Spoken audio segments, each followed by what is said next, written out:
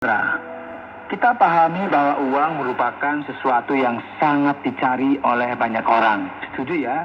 Setuju. Nih kayaknya ada yang mengangguk-ngangguk begitu ya.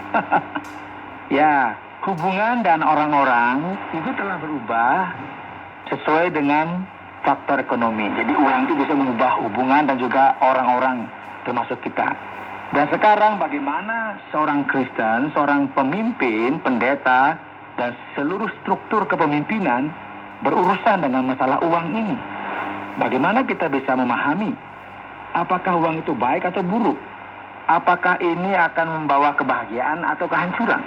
Ya, ada jutaan kutipan yang berbicara mengenai uang. Betapa ini merupakan sesuatu yang memudahkan, namun pada saat yang bersamaan merupakan sesuatu yang bisa menimbulkan masalah.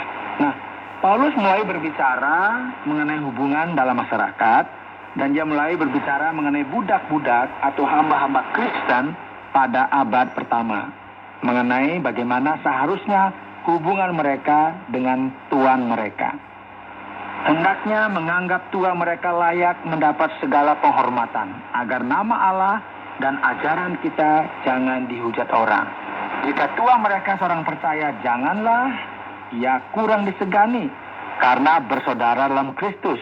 Melainkan hendaklah ia dilayani dengan lebih baik lagi. Karena Tuhan yang menerima berkat pelayanan mereka ialah saudara yang percaya dan yang kekasih. Saudara, menarik sekali bagi kita perhatikan bahwa masalah sosial itu sudah ada dituliskan di dalam Perjanjian Baru. Paulus tidak memaksa terciptanya sebuah revolusi.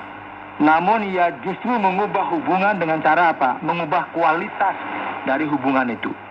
Jadi seorang hamba yang baik dalam konteks ini harus memiliki sebuah hubungan yang baik dengan tuannya. Dengan cara apa? Melakukan sikap yang pantas. Demikian juga Paulus menasihati para tuan-tuan. Paulus juga akan menyebutkan mengenai pengajaran sesat yang banyak sekali muncul dalam surat pertama Timotius ini.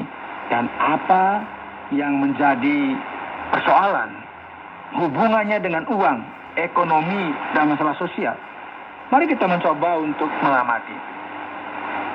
Jika seorang mengajarkan ajaran lain dan tidak menurut perkataan sehat, yakni perkataan Tuhan kita Yesus Kristus, dan tidak menuruti ajaran yang sesuai dengan ibadah kita, ia adalah seorang yang berlagak tahu padahal tidak tahu apa-apa. Penyakitnya ialah mencari-cari soal dan bersilap kata yang menyebabkan dengki, cedera, fitnah, curiga, percekcokan antara orang-orang yang tidak lagi berpikiran sehat dan yang kehilangan kebenaran. Saudara, orang-orang ini berpikir bahwa ibadah merupakan sebuah dedikasi kepada Allah yang merupakan sumber kekayaan dan kelimpahan.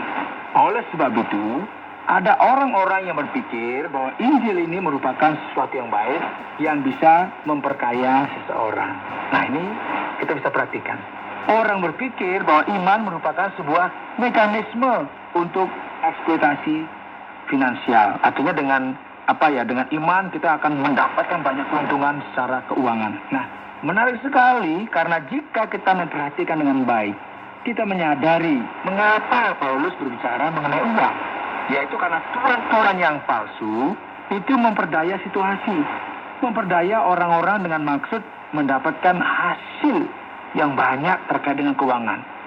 Paulus berkata, memang ibadah itu kalau disertai dengan rasa cukup. Maksudnya di sini adalah dedikasi kepada Allah dengan sukacita yang besar, memberikan keuntungan besar. Sebab kita tidak membawa sesuatu apa ke dalam dunia dan kita pun tidak dapat membawa apa-apa keluar. Asal ada makanan dan pakaian cukuplah. Tetapi mereka yang ingin kaya terjatuh ke dalam pencobaan, ke dalam jerat, dan ke dalam berbagai-bagai nafsu yang hampa dan yang mencelakakan, yang menenggelamkan manusia ke dalam keruntuhan dan kebinasaan.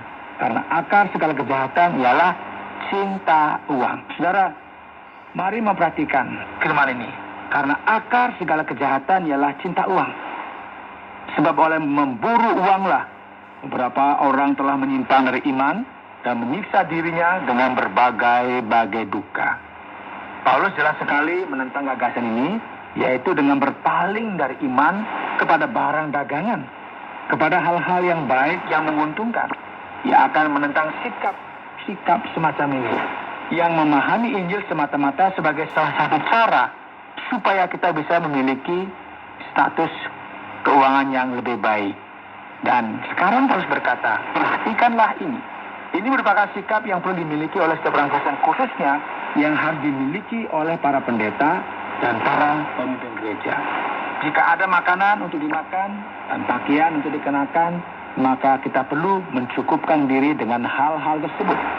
Jadi Paulus bukan berkata bahwa kita hanya perlu hal-hal tersebut, namun kedua hal itu haruslah cukup untuk membuat kita puas. Pertanyaannya adalah, hal-hal apa sajakah yang membuat saya kehilangan sukacita? Apakah dengan kehilangan hal-hal ini akan membuat saya marah dan kesal dengan kehidupan saya? Apakah kehilangan hal-hal ini membuat saya kehilangan sukacita? Allah berkata, dengarkanlah ini. Jika ada makanan dan pakaian, cukuplah itu dan bersukacitalah akan hal itu. Mengapa kalian ingin menjadi kaya raya?